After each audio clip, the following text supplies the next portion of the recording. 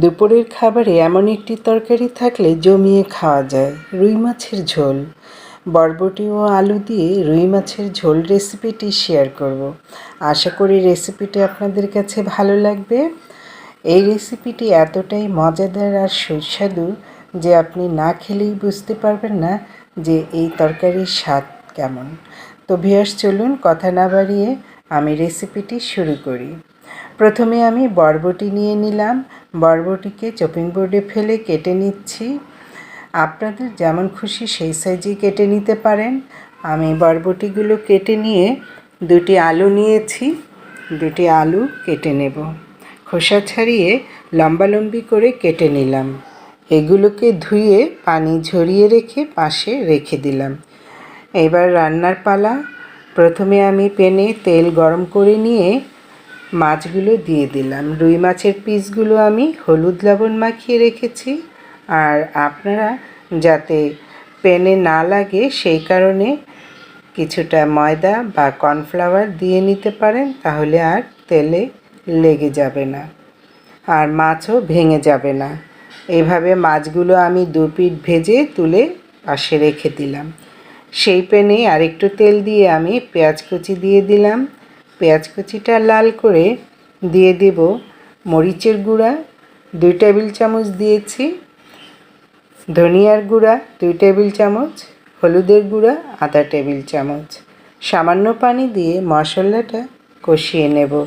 2-1 মিনিটের মতো মশলাটা ভালোভাবে কষিয়ে নেব।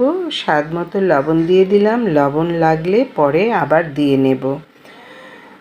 যখন তেল মশলা থেকে ছেড়ে আসবে তখন আমি আলুগুলো দিয়ে দিলাম।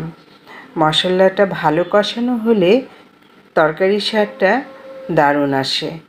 আলুটা সেদ্ধ হয়ে এলে আমি দিয়ে দিলাম বরবটি। বরবটিটা দিয়ে আবারও ঢেকে দিলাম আর সামান্য একটু লবণ দেব। 2-1 মিনিট পর ফিরে এলাম। চুলার আঁচটি মিডিয়াম হিটে রাখা আছে। যে রুই মাছগুলো আমি ভেজে রেখেছিলাম সেই পিসগুলো দিয়ে দিলাম। এবার সামান্য ঝোল দিয়ে দিব আন্দাজ মতো। এতে একটু মাখা মাখা করে খাবেন, তাহলে এই তরকারিটা খেতে ভালো লাগবে। পানিটা দিয়ে আমি ঢেকে দিলাম। বলক আসার জন্য অপেক্ষা করব। বলক চলে এসেছে। এবার ধনিয়া পাতা কুচি ও কাঁচামরিচ ফালি দিয়ে নেব। ভিউয়ার্স, ভিডিওটি ভালো লাগলে পেজটি ফলো দিয়ে লাইক কমেন্ট করে দিবেন। আর যারা ইউটিউব চ্যানেল থেকে দেখছেন তারা চ্যানেলটি সাবস্ক্রাইব করে পাশে থাকা বেল আইকনটি প্রেস করে দিবেন। ভিডিওটি শেয়ার করে দিবেন অন্য বন্ধুদেরকে দেখার জন্যে।